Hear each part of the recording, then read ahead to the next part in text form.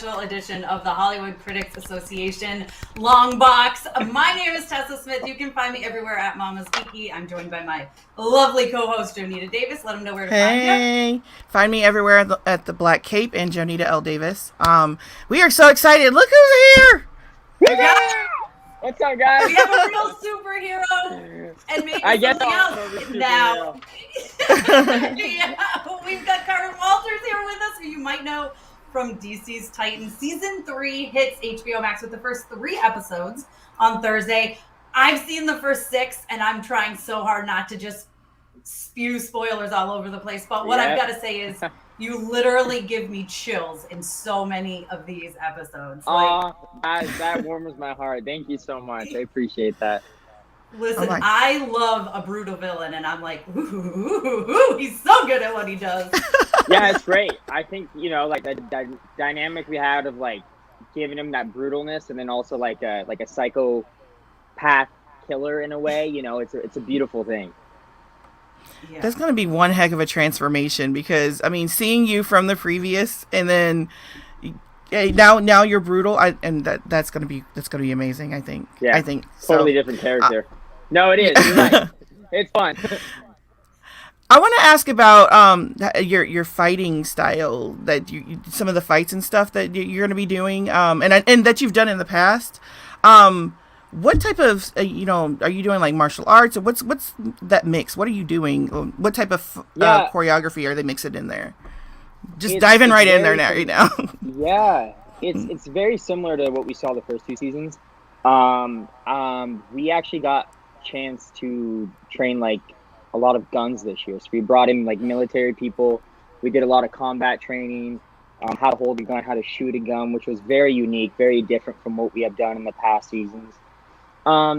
We stuck with the martial arts and the boxing. We did a lot of boxing because Red Hood has a lot of the combat that Robin had, although obviously now he has guns. So that was a whole different dynamic of a character. So that was really cool to explore. Thank you. I didn't want to say the word guns, but thank you for taking the hint. I got you. What was it like to just have that dynamic of like you said, it's basically 2 different characters. So how was it to get in that mindset of Red Hood? It's interesting. It took a lot, over the pandemic too. It was a blessing in disguise, I think, because I had a lot of downtime to really dive into Red Hood and figure out what he can do. And that helped me as an actor go from a totally different character, Robin, into this insanely brutal villain. And, throughout the season, as you guys will see, we have a little bit of flashbacks and whatnot. So getting in that mindset was a lot. It was a lot as an actor, and it's just something you learn to do. How did you come out of it? I mean, it's dark. So what did you do to like come down from all that? I don't know if you ever do, to be honest. Like, obviously, like playing a character in something that means so much to history is like, even today, I'm like, did I do that scene right? Did I do that? Like, it's something that's going to stick with me forever, So I think when the season's over and we get the fans' feedback and whatnot, I will be a little bit happier, but I think it always sticks with you. I mean, feedback from the way Tessa has been like talking about it. I think you did awesome. It's so good. I mean, there are moments where I'm just like giggling because I'm like, oh my gosh, he's so good in this. Like, it's perfect. Oh, thank you. That means a lot. So good, so good. Because like Joe knows, like villains are my jam. Like they're always my favorite. What do you look for in a villain? Like what's something that stands out? I gotta be a little crazy. Like has to be crazy. Has to like sometimes think that they're doing the right thing. Always feel like I'm doing this because I have a reason to do this, and I feel like you really delivered on that. So. Like, thank you. Like, the menacing of it. That's what I look for, Like, this guy's okay with killing, but he has no reaction, which is interesting. Right. So, I think that's a beautiful thing. How was it, like, putting on the hood, like, becoming Red Hood, putting on that mask? Guys, the first time I put that thing on was absolutely insane. A little bit claustrophobic, but I got used to it. Just knowing that it comes off if I'm going to take it off was good to know. But that thing was great. Totally different from my other costume, obviously. But so much fun. It was a little bit more difficult to fight, obviously. but we figured out how to do it as a team. So what kind of prep did you do for this? Did you like go to the comics, the comics and, or the animated series or anything like the that? Comics? Yeah, the comics. You mean the comics? Yes. All these? I love it. I love it. I went out and found the comics. Yeah, as you know, it was an interesting process because when I first booked the show, I think I've explained the story, but I'll explain it again. I thought I was like just a guest star one episode on Titans, and I was like sick. Like, this is gonna be so much fun. Then like 2 weeks into it goes by, and I get a call like, "Hey, I want to bring you in for a fitting." I'm like, "Yeah, you're playing Robin." I'm like, "All right, like, okay, this is sick." So at that moment, I went out and bought every comic book I could find on Jason Todd. And then when I found out I was becoming Red Hood, I went out and bought every comic I could find on Red Hood. And I did my studying. That is for sure. Favorite storyline? I would have to say the animated movie Under the Red Hood is probably my favorite. Obviously the classic Jason stealing the Batmobile tire is so classic Jason. I love that story. But yeah, probably those two. Oh my gosh, I was wondering which one. I'm like, okay, so are they going to go with that type of origin or whatever? But yeah, I love it. When I first heard about you, so amazing. We have a question about death in the family. Oh well, it's more of a statement, right? Yeah, statement. Yeah. We'll see. So because first 3 episodes I'll drop, right? Is it that how it starts off with 3 episodes on HBO Max? 3 episodes on Thursday. I think midnight on Wednesday night, however that works. I don't know. So yeah, 3 episodes. We're gonna have to dive right into it. I'm excited. That's super fun to see it. Since I've seen it, it's like killing me. So how did you guys shoot this? Did you shoot from like the very first, was it chronologically, or did you start with like the fight scenes, or how did they put this together? We were kind of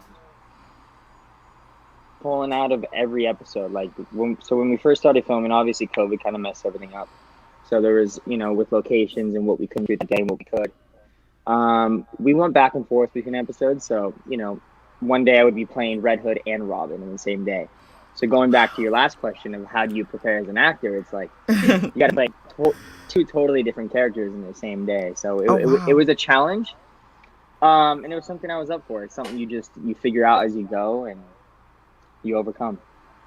You never know what's gonna happen. I love it. Right, exactly. Is there like only one suit, or are there multiple versions of the different suits? So, me and my Stunt Double both have suit, and we both have 2 helmets, which one is like a camera helmet, one's a stunt helmet, just so it doesn't break if we do stunts and whatnot. So, yeah. Did you get to keep any of them? Did you get the helmets? Even though this looks like one of our helmets, this is something one of my amazing fans made me and sent me that looks pretty much identical to our helmet, which is awesome. So no, I didn't get to keep any helmets, but I want to. I'm going to push that. I want to keep that helmet. I think you deserve it. Right. Yes, you have to let them keep a helmet. Okay, this is like an iconic character here. So, have you taken anything from the set ever, or is that like a no, or you don't just tell anybody about it? Have I taken anything from this? I don't think I have. I've been getting things. Like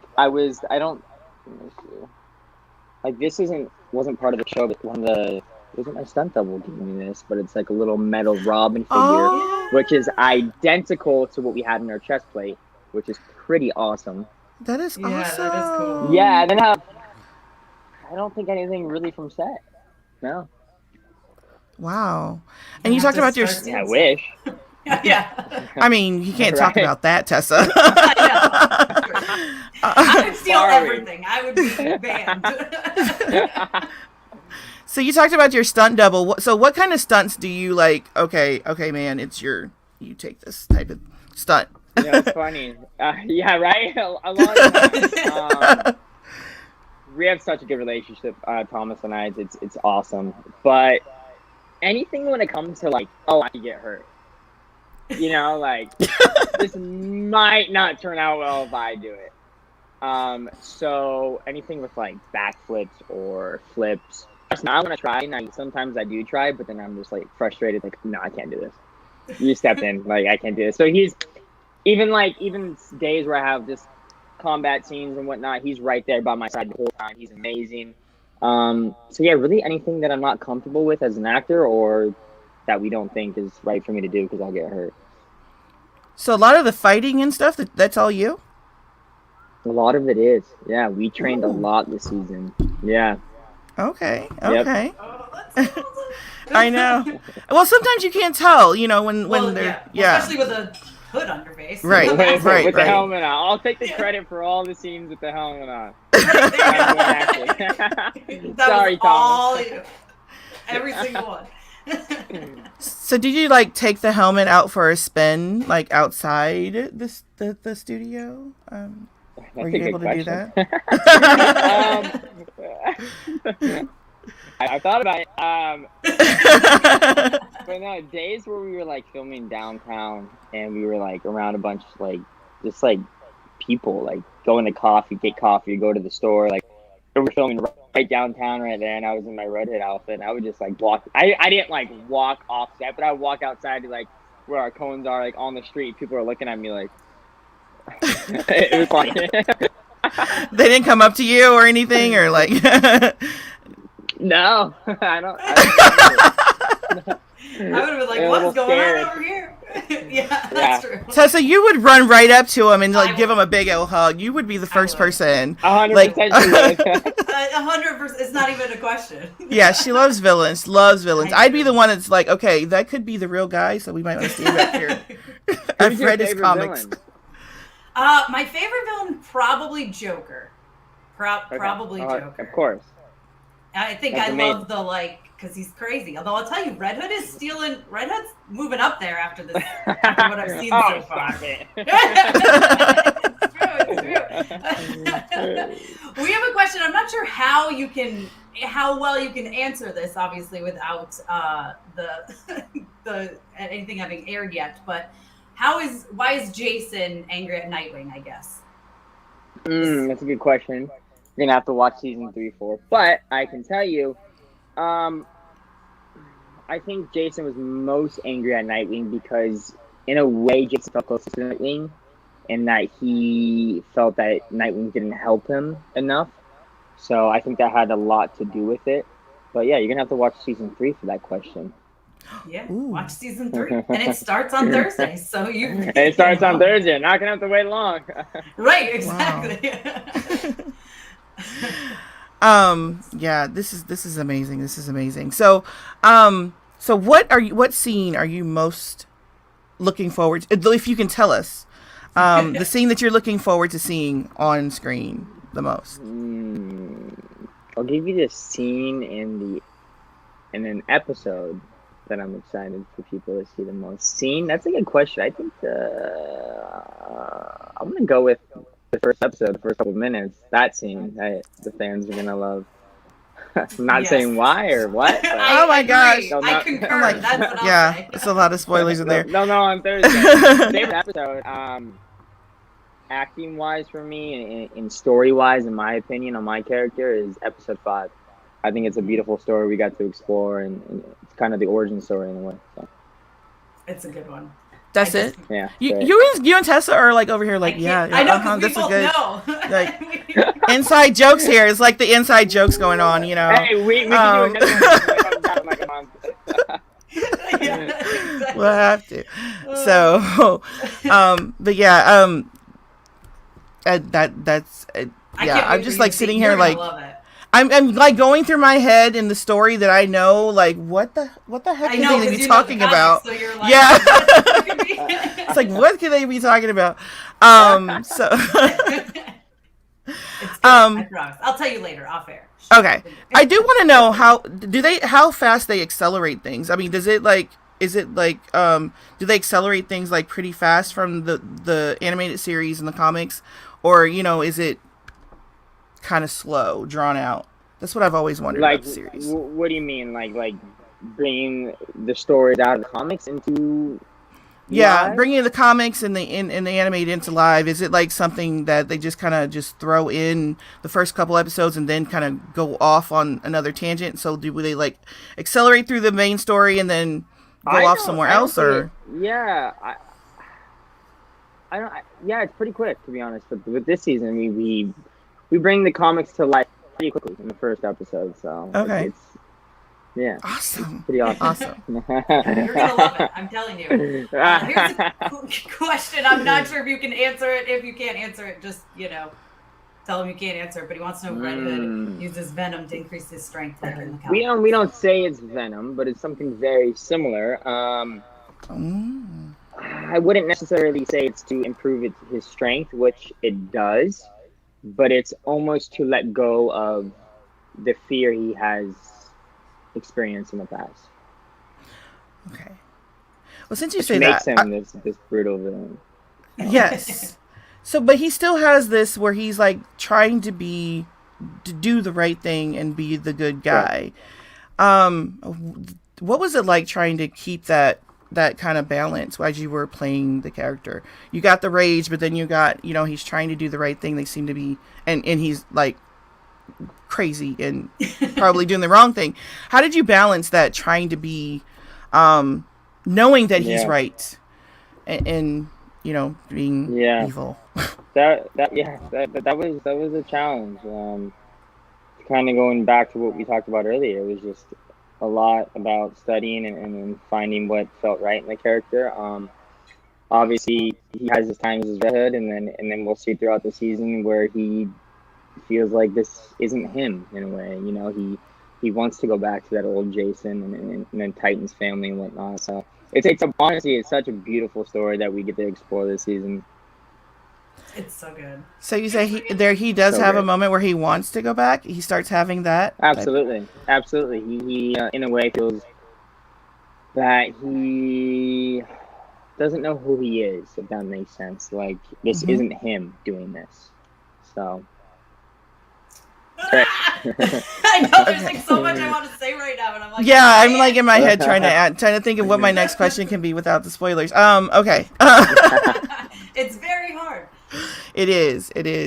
I'm excited for this. I'm excited for everybody to see it. So. I know. I can't wait for people to see it. And I'll tell you what. You guys made my day. How happy you guys are. Thank you so much.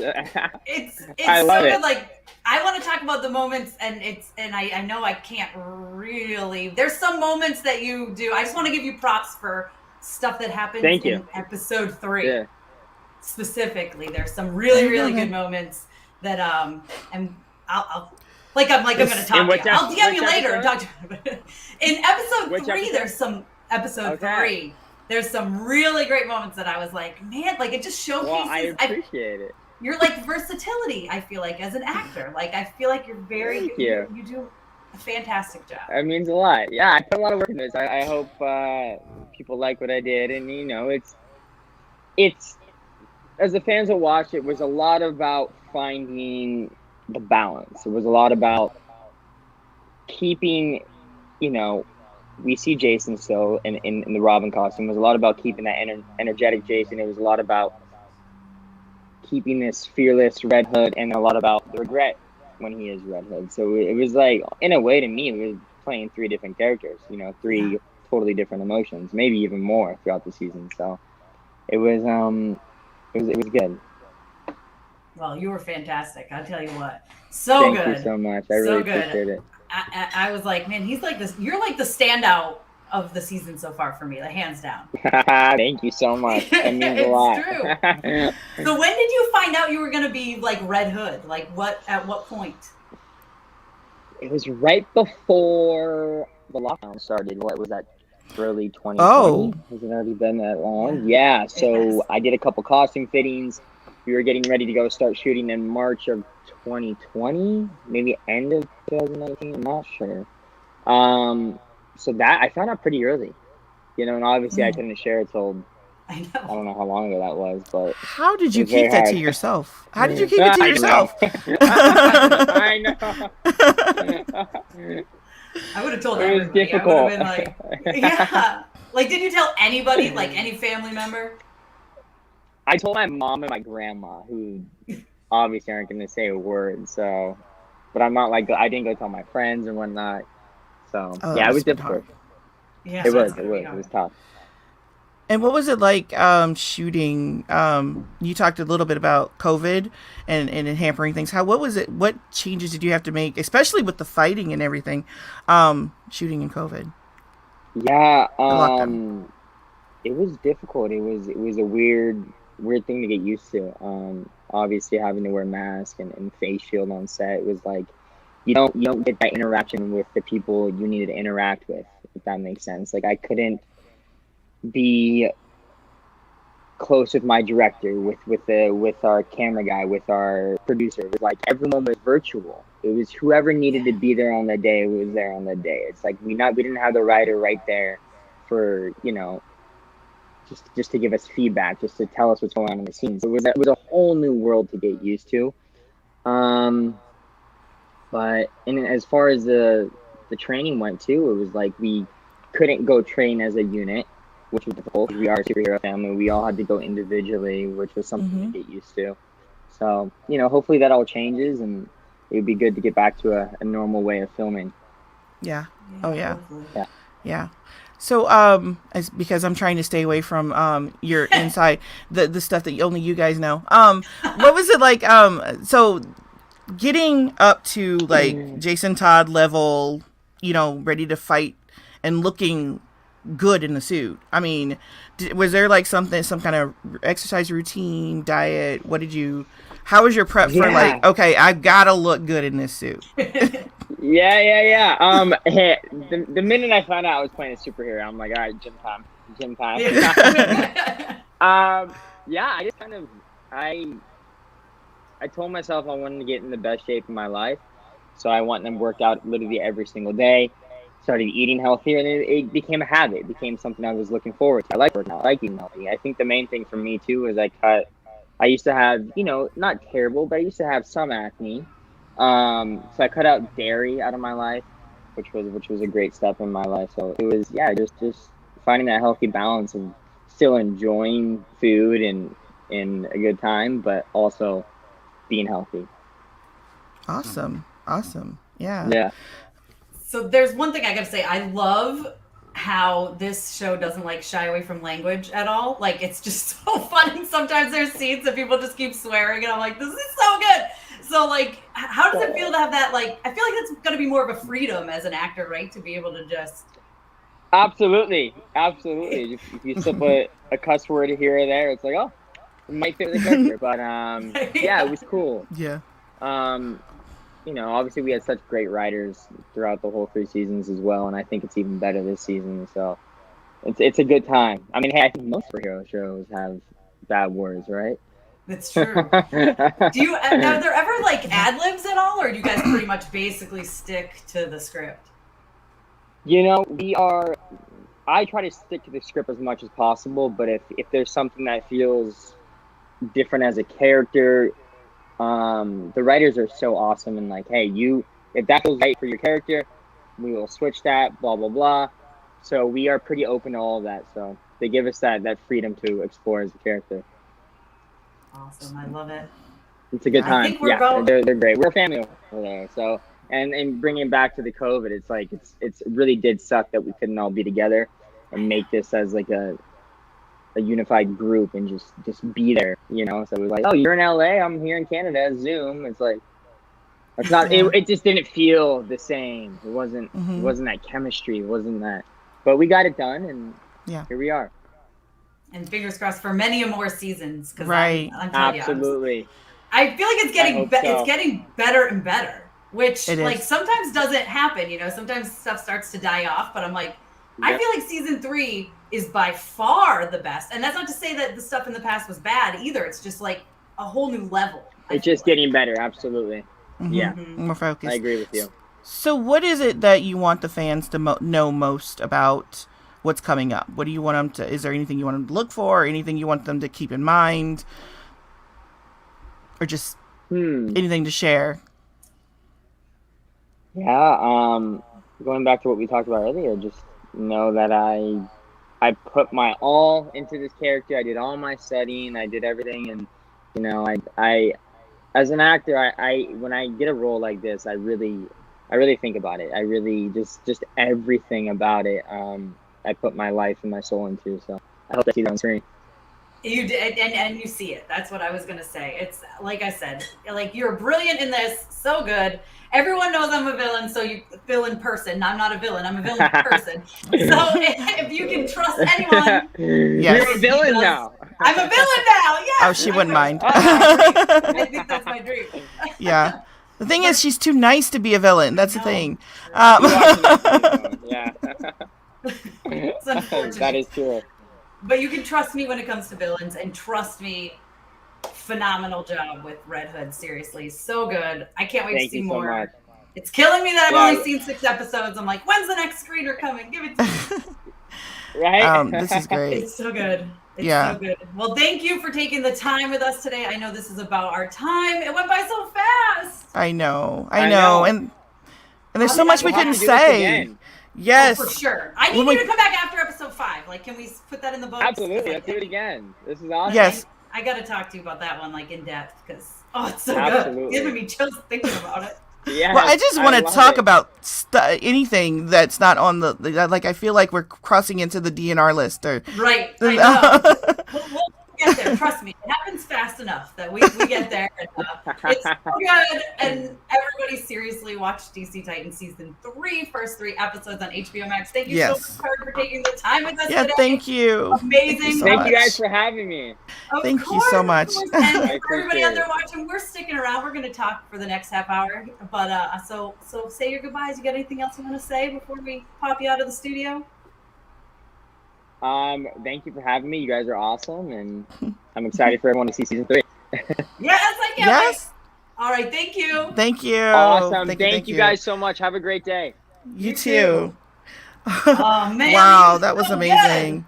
Listen, that was amazing. Oh wow! I'm serious. Like, I can't wait to be able to talk about this more in depth from what I've seen. Mm-hmm. I know you're dying too. Yes. Oh my god. And my headphones like sort of are malfunctioning, so I have to.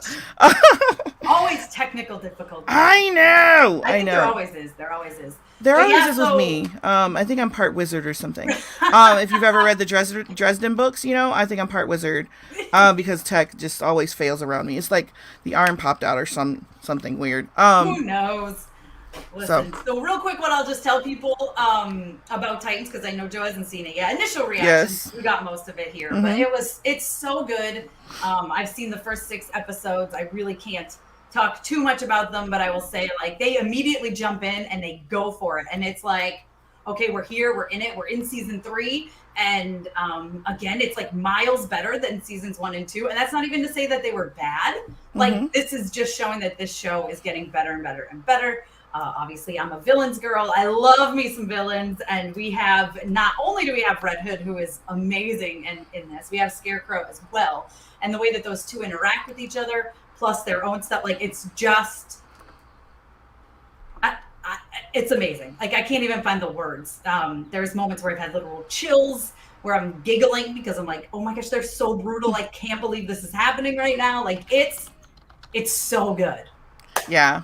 So. And yeah, like I said, I want him back because I'm like sitting here like, okay, you can't ask that question. You can't say that. I know. You can't do this. I hope he comes back. Can't ask that Especially question. Episode 5 is like, and like I said, there's moments in episode 3. I mean, he steals every scene that he's in. He's so good. And I think he has, like he said, it was finding that balance, and he's basically playing. He's not kidding when he says he's basically playing 3 different characters. And it's like, I remember watching episode 3 going, he's so versatile. Like, he's so good because I believe him as this. I believe him as this. I believe him as this. It's just, it's incredible. It's incredible. Yeah. So yeah, let's get him back. Let's do it. I don't know if it's people are still back there, but let's get him back. Hey, Right. Avia. We'll send a follow-up email after this. Yes. Listen, we need to get it on the books. I need to break down like his mindset in certain moments, you know? Like I do, and I want to ask about certain interactions with certain characters and things, We'll get and there, we'll get and there. knowing that he studied the comics, you know. Did So you I'm see like, his stack of comics? I know. Basically, everything that has been compiled in this book, he had like loaded up, you know. And I was like, oh my god, he's read the same thing. So, yeah, the fact that he read the comics and then he did the character. Yeah. So many questions, and I'm like, but you cannot ask this stuff, you know. So he's so good. So for those of you, I see Leo is here.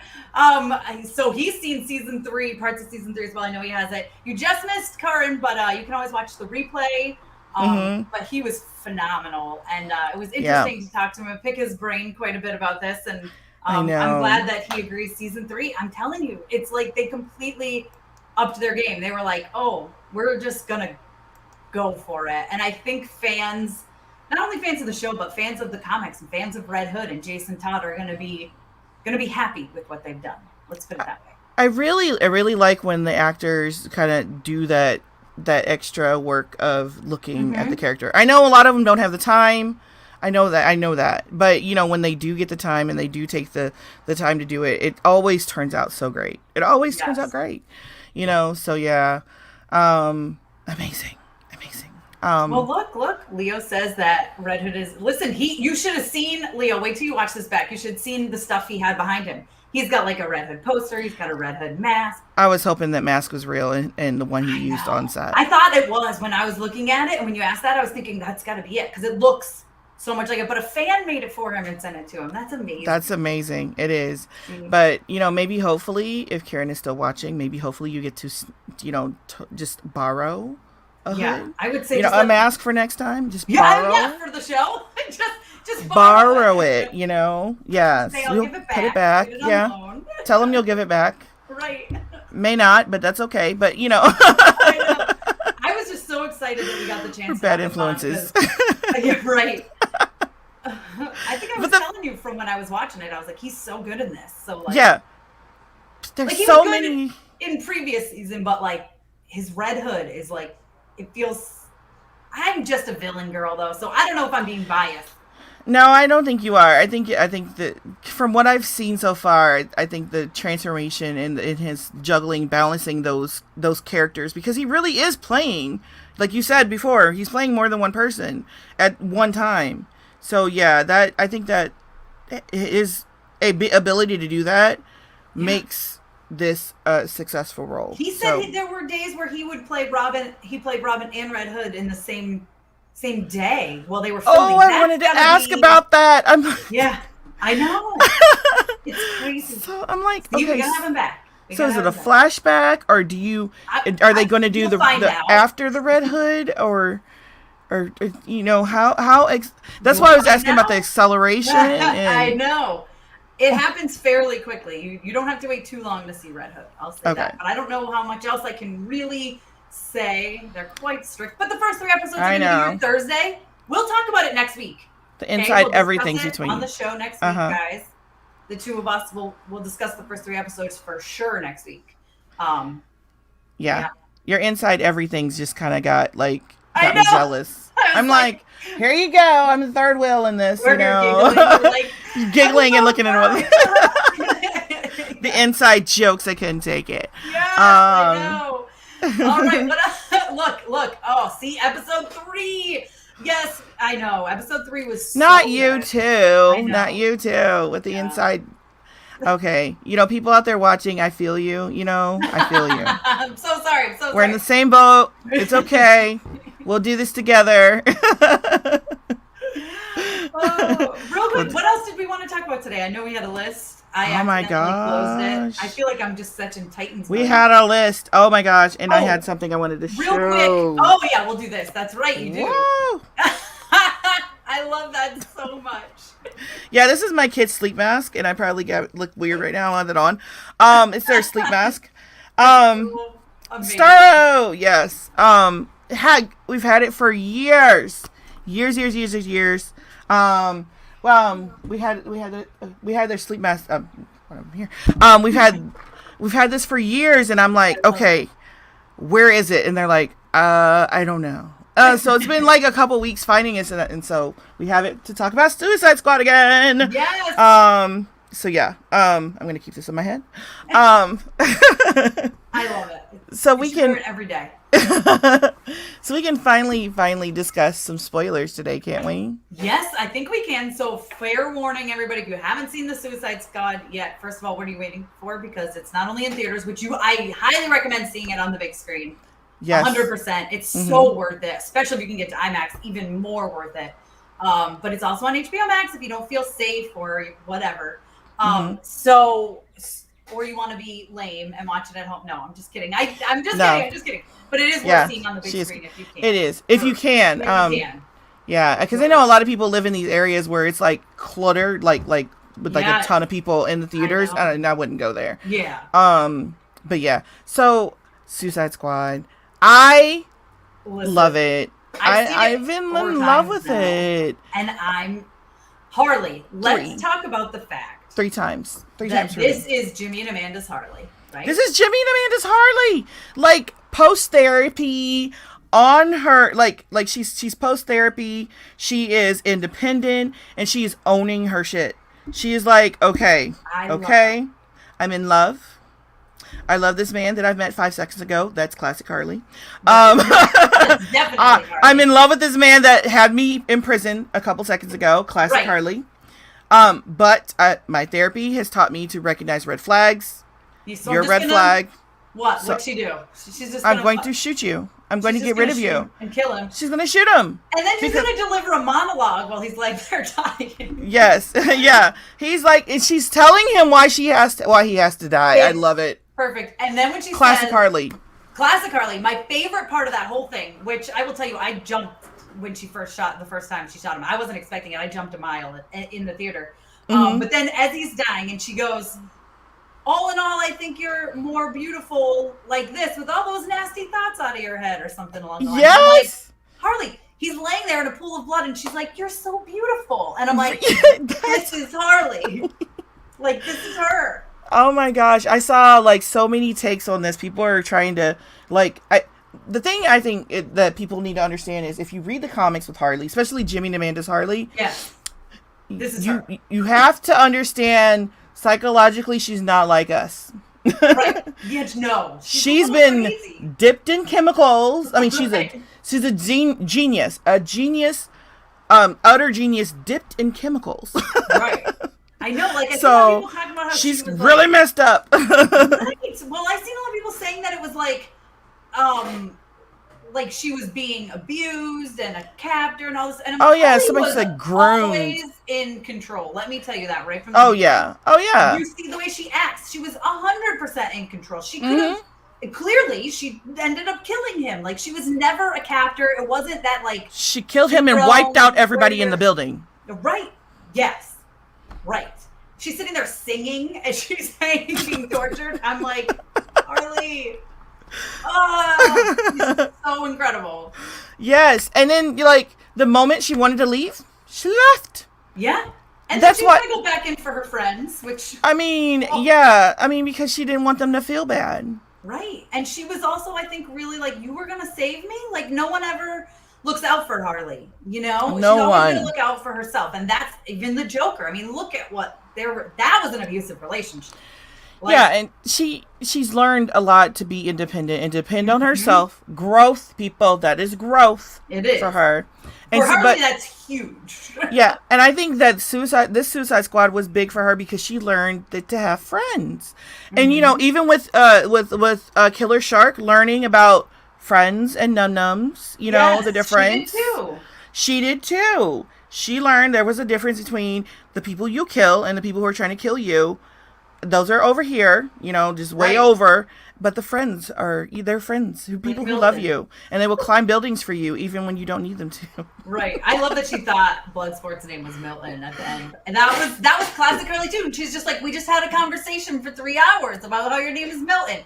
No, Harley, that wasn't the conversation, but it just shows like that's her in her brain. him and Milton, they had a conversation about Milton with him, so his name is Milton. Yeah, he never specifically said what his name was. She's so... I just love her so much. I really do. And I think she's so good in this. But, like, can we talk real quick about Polka Dot Man? Like, that's another growth moment. Another growth moment. Yes. I'm a superhero. Like, and I knew as soon as he did that, I went, well, he's going to die now. Like, yes. Because you don't get growth on the Super Suicide Squad unless you're Harley Quinn. You know. But he was so good in this. I know. Okay, so can we discuss the fact that his mother, like, everyone turned into his mother? That was funny. So I thought whoever that woman was, you are a trooper. You would I love you. Giant one at the yes. I was like, this is fantastic. Amazing. I loved that. And I thought he was so, his delivery of stuff, like that moment after they kill all the like rebellion there or whatever, and they go in and they think it's the bad guys that they're killing, which is hilarious. And they break in and they see, and he's like, is that T? You know? And they're all like, we didn't see anybody. We didn't see anybody. Polka Dot Man's like, I pretended they were my mom and killed them all. And it's just like, he's like, yeah, I'm not going to lie to you, you know? But the way he says it is so like, or at the moment when, when Bloodsport's like, we're all going to die. And he goes, I hope so. Or when Rackett was like, I thought you were the crazy one. And he goes, I am. Like, he's just so good. And that's just to the writing and directing as well. I mean, I think James Gunn was the perfect person to do this. And I think after all the mess and everything. Yeah. Yes. It's so fun. And I think, okay, so I've been looking at Polka Dot Man, and I think there's a possibility he may not be gone. Really? Because he could have thrown a dot and gone through a portal. Oh, he can go through portals with them? Or make a hole in the ground. I mean, make a hole in the ground. Yeah. Well, I'm not sure. I'm not sure if this Polka Dot Man can but I know his dots can make holes in the ground. Holes, right? So he could be alive for the next one. Reason to bring him back. I will say I was a little mad at James Gunn because he's been going on and on about this Peacemaker show, and it's supposed to be a prequel supposedly. And after that end credit scene, I'm 99.9% sure it's a sequel. I'm pretty sure it's going to come after. And of course, he's been telling us. I mean, of course, he's going to tell us the prequel because we didn't all want to. We want to be surprised when they bring Peacemaker back to life at the end there. But it has me really excited, though. I would say John Cena did a really good job with it. The way he leaned into being one of these fan bros, basically in superhero form, was like phenomenal. Like, just being totally oblivious to anybody thinking that he's like a total, just, a-hole is just like, I don't care. He was gonna kill Ratcatcher too. Yes. And then like Harley, I think Harley and was it Polka Dot Man having this whole, like, having these exchanges with him, like, okay, dude, you're saying you're killing kids. Right. You cannot do that if your thing is liberty. He's like, no, I will kill every woman and child I need for peace. Well, that's not how that works. Right. So they're like trying to get it through his head that no, you're not really a peacemaker. Yeah. And you're not really working for liberty. And he's like, okay, you guys are crazy and evil, and I'm not, so I'm not listening to you. Okay, whatever. And I think that makes him a special kind of villain, and the fact that John Cena just kind of leaned into it. And let's talk about that, the where he just showed up with his tighty whities on the night that killer, like he just walked up like, and I'm like, what is he doing? What is he doing? And I did like how he goes, that's racist. When he yes.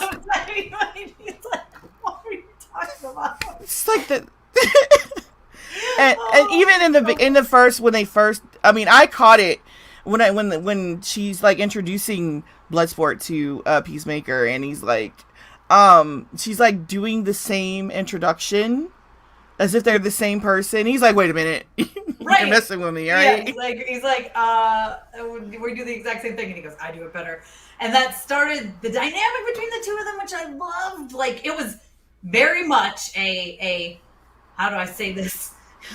Male body part measuring competition, right? Between the two of them. Like, who's got the bigger one? How, through the whole, every time they talked. I loved it. I mean, like, going through the camp, I mean, like, why else would you just go chop, chop, chop up through a body that was sleeping, that was like, no...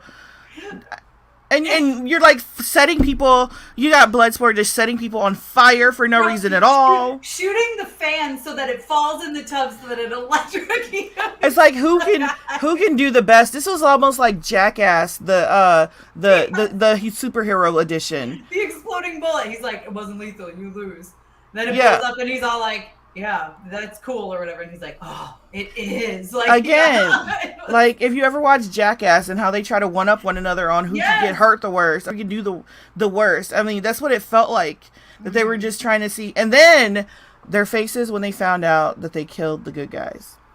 Oh my gosh, I know. They're just, and King Shark like coughs up a finger. They're just like, it was just so good. But King Shark, like, let's talk about him and he's brought some heart. He made all those friends and then they tried to eat him. I was like, why are his friends trying to eat him? Those little friends, those little things. That shocked me when they like turn and they're like, man, and they get those teeth. Oh, they didn't me. They were too cute. They were too cute. That's true. Too you cute. Never trust anything. Yeah. Yeah. And well, the fact that he learned the concept of friends, because I know. I mean, Amanda Waller said in the beginning he has a taste for human meat. So basically, he'll eat anything if you give him the chance. And he almost ate Ratcatcher too. So the fact that she was able to teach him the concept of friendship, and he learned it, and he learned it well. Friends versus num-nums is like a huge, it seems trivial, and I know people are laughing right now, but it's a big step up for this murderous thing to I mean, he's a demigod, so, and basically invincible. Right. So clearly I thought he died like 4 times, and he kept coming back. Well, you saw Bloodsport shooting him, and it didn't even break the skin. I know. I love the little Starros when they just kind of slapped on him and they couldn't stick. Because they couldn't stick, right? Everybody else is blocking their face, and for them, they're just like. But he's invincible. Why should he care about what other people think? And the fact that he did, and he made friends, was so amazing. What's that line she says? Like, she goes, if I die gambling on friendship or gambling on love, then it was a worthy death. And I'm like, man, she's so. I loved her. I think she's so idealistic. Yeah, she did. She was so. Yeah, she felt very innocent and very sweet. And I like her a lot. I hope we see more of her. I do too. I really do. And I love that Taika was her. I love Taika Waititi, so of course I was happy to see him, even though he only had a little bit of a role, but as her dad. I know. And that line he dropped at the end about rats are the most, despised animals. So if they have a purpose, then so do we. Was like. Wow, like, it felt powerful. And I'm like, why do I want a pet rat? I thought Sebastian was I don't want a pet rat. By the way. I did too. I thought he was going to jump in front of her when Peacemaker was going to shoot her. That's what I thought was going to happen there. And I was like, I will lose it if this rat dies right now. I will cry. I would have lost it over a rat too at that point, no joke. But yeah, the fact that she was this soft, this nice character. And I think there were people saying before, when they saw her in the trailers and saw, Bloodsport, and they're like, oh, they're going to make it to where he's a father figure over her. That didn't happen. I don't think. A little. I see a little bit. I mean, he did tell her, you remind me of my daughter. And I think that's why he shot Peacemaker, was to protect her. But I think it was more, he was learning stuff about his relationship with his daughter. Through that. I think that was more about him and his own relationship, not him and her. Not him and her, exactly. She taught him. She taught him, just like she taught King Shark about friends. She taught him about his daughter, I think. And you know what I mean? Can I just say that I'm glad that they're not forcing relationships. Forcing people to they're not forcing her and him together or forcing her and King Shark together. There's not forced pairing going on at all, except the crazy, Harley and the evil guy, but we kind of expected that. But I'm so glad we're beyond this point where, oh, she's so nice, she's so sweet, she's so delicate, we need a man for her. Yeah. Type of thing. Right. You don't. Because she can. Saved the day. okay. She can command billions of rats. She don't need no man. She's fine. She's not in distress. You know. I will tell you that moment though, where they're like, oh, it was like her and Taika. It was that flashback where all the rats were like on them so they could stay warm. That made my skin crawl. Like, I couldn't. I was like, no, I'm all set. I'll freeze. I started itching a little bit, you know, like, oh. I know. But even Starro, like, here's the thing, James Gunn. What I feel like he did so well with this is he has these crazy, bizarre, brutal, inherently evil people. And he makes you care about almost all of them. I know. I cared about Starro. Yes, that's exactly what I was going to say. When he's dying and he goes, I was happy floating in space looking at the stars. I was like, and then we were like, what's this? Let's steal you and take you away. Man. I mean, that colonizer mentality, you know. Humans got to colonize. We got to take stuff. And bring it. Yeah, Starro was fine, and like the Thinker had Starro like trapped, and like Ratcatcher, she could, Ratcatcher felt, that, and I felt that Starro was sincerely, trapped and abused and needed to be gone. And I think it can be true that you can have this trapped, abused thing that is evil and wanting to destroy the planet. Yeah. I know, it's true. And I think, Starro wouldn't have happened if they just left Starro alone out in space. Okay, take some pictures of it. Take some pictures of it and leave it.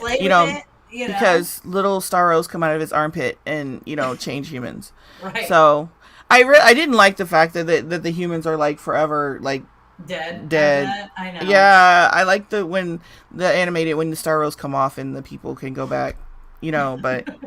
Not in James Gunn's Suicide Squad. No. But it was funny at the end with King Shark, looking at all the Starro people's like num-nums, and they're like, no. I know. They're like, no. He's like, num-nums. No. It's like, you can't eat the people with the Starros on them. We don't know what it'll do to you. Stop. But he wanted to eat all of them, too. All of them. Man. It's good. Listen, I really loved it, as you know. For me, it's like a perfect movie. Like, I literally can't find anything that bothers me about it. I love it. And on multiple rewatches, I think it's just as fun. Weasel getting up at the end and being alive. I was dying. Like, I was like, oh my God, he's alive. It's like, of course. Well, the fact that Weasel died because nobody checked to see if the Weasel could swim. That was funny. And it starts off with that. How about, real quick, let's talk about the transitions. Like how, like Michael Rooker, Savant's head explodes and it says Warner Brothers presents right, in blood. Yeah, and then there's like one, the one I loved was the one in fire. Yes. And they had one Jotunheim, right? Yeah, and then they had one in Tree Roots when they went into the jungle. Meanwhile, Harley. Yes. Yeah. It's oh man, they had several of them all the way through. Yeah, and it was. The Jotunheim one was good because then that's when he said we have to get Harley, and it changed, and it went to Harley. And yes, it is. It's just. It's a flair. It's like an added flair to it that I think that it's just another touch that I just showed that they put thought into it. And put some time into it, and wanted it to be, and wanted us to know that this film is not even taking itself seriously. So why should we? Exactly. You shouldn't sit here and pick this thing apart. Like it's just so good. And look, Leo agrees. He says those title cards are amazing. Amazing, yeah. There's so much to love about this one because it just did so many things better than the 2016 Suicide Squad, I think, and I know you liked that movie, but for me, no, I like this one so much better. I do. I feel like you care about the characters more. Like I feel like in the first one they didn't do very good character development at all. No. There were more annoying things about the characters. Kind of off, and I feel like Amanda Waller is way better in this. I thought she was all right in Suicide Squad. Like she was probably one of my favorite parts, in all honesty, of the original of the 2016 version. But I like how in this one, when she's just threatening his daughter, like she doesn't care, and they're all like, "Are you really going to do that?" And she's like, "Yeah." She was about to push the button and blow all their heads off. She didn't care. She didn't care. She had to be like knocked unconscious, and then when that happened, I was the one in the theater who was like, "Ooh." ooh, somebody's in trouble. I said that out loud because it's like, and then later on, she's like looking at the girl, and she didn't do it, but it was like one of these. Yeah. Oh, it was like, It was you knew that was like there were daggers shooting from her eyes. That woman is not going to live. Like none of that. But she was surrounded by. You can just like her features, like I'm surrounded by idiots. Like I'm surrounded, like they're incompetent. First, you let what are we doing? You're letting people die because you didn't do your homework, and you're gambling on who's going to die first. Really? That was funny. People are dying, and she's just annoyed. Right, because her mission, it's hurting her. It's jeopardizing her mission. Yeah, she's annoyed. So to me, Amanda Waller is like, she's almost a villain too. She is. Oh, she's probably the worst one out of all of them, to be perfectly honest with you. But it works. It works, and I love it. It works. I enjoyed it. I think you guys should see it if you haven't. I mean, we just literally gave you a ton of spoilers, and it'd still be a blast to watch because it's insane. It's so much fun. There's people on fire. There's like, it's crazy. Like, it's so good. Yeah. I still say my favorite, and I want a poster of this, putting it out to the ether. I want a poster of this. When King Shark is ripping the guy in half, and he has the light behind him, that is like the perfect scene. It's beautiful because it's beautiful. It's gory. But it's meaningful. Like it's perfect. It is. It is, and I think it'd be perfect framed little scene. And you know, I think it makes just the cinematography makes this film exactly it too. Award worthy. I mean, it's like award winning. Soundtrack. We didn't even talk about the soundtrack. I mean, James Gunn is so good at picking songs that help tell the story and bring something to the story. Yes, it's not just a song in the background. It is like a character in the film. I love it. I love it too. So.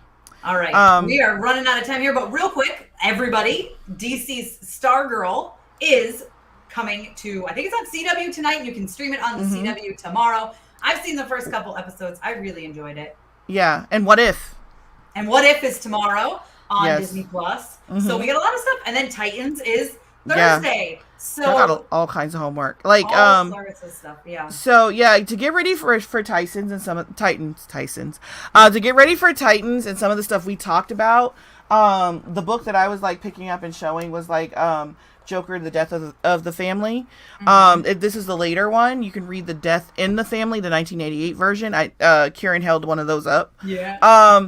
There's also Under the Red Hood. And then there's also the animated films by the animated films by the same name. If you want to bypass some of the comics, it has some of the same material in there. Do your homework before we go into next week with Titans because you're gonna want to know the backstory. We're gonna talk some spoilers about Titans, the first 3 episodes next Tuesday, so stay tuned for that. We'll probably talk about the first episode of Stargirl. Yes, that will have been out, and we'll talk about What If. So, are they going to do 1 episode of What If or 2? I think it is 1 episode, as far as I know. It is 1 episode, weekly episodes. So we will see. We've seen the first 3. Have you seen the first 3? Yes. Oh my gosh. Yes. Okay. I know. There's one of them that sent me. It's so good. The second one is going to break your heart and make you cry for hours. That did to me. Yes. Tissues, people. Tissues. Yes. The first one's good. A little slow, but good. Perfect setup. Second one's emotional as hell. And it's going to destroy you a little bit for multiple reasons. Third one just gets dark, and I love it. That's my description of the first 3. I do have a full review at my channel if you guys want to check it out. But next week we will be discussing all that stuff. And again, huge thank you to Curran for coming today. That was amazing. Hopefully we can get him back. Amazing. Yes. He's slowly becoming one of. I mean, I love the Joker, and I know I said this when he was here, but it's not just saying it because he was here. Like Red Hood. I love how complicated he is. And I love when a villain is certifiably insane, but like has a little bit of heart too. And that's kind of what Red Hood is bringing. So I think he does a great job. There's a method to his methods. Yeah. There's a method to his methods. Yeah. So, oh my gosh. All right, whoa. We have other shows on this channel. Do you have other stuff? All right. Yes. So we have the Pop Council on Mondays, hosted by Jamie Philbrick and Wendy Lee Zaney. Hollywood Approved Wednesdays, hosted by Kristen Maldonado and Yael Tijil. Sorry, Yael. What to Stream Thursdays, hosted by Morgan Rojas and Lupe Rodriguez Haas. Trending in Hollywood Fridays, hosted by Scott Menzel and Dimitri Panos. And Horrifically Horrifying, hosted by Heather Wixon and Kevin Tath. I usually get that one. Yeah, you do usually get one. That one's a tongue twister, though. Yeah, so yeah, don't just pop in on Tuesdays, man. Just kind of, we've got something every day. Every day. Make sure you subscribe to the channel and hit the notification bell so you get that notification when we are live, so you can join in if you get the time. If not, you can always watch it on replay. It's going to live here. It's going to live on the channel, so you'll be able to check that out. And I'm Tessa Smith. You can find me everywhere at Mama's Geeky and at mamasgeeky.com. I'm Jonita Davis. You can find me at the Black Cape. Thank you, guys. We'll see you next week, and hopefully, fingers crossed, we get more Curran. Like, just everybody tell them we need him back. We need him back. We need to have discussions. Yes, after episode 5. Yes, after episode.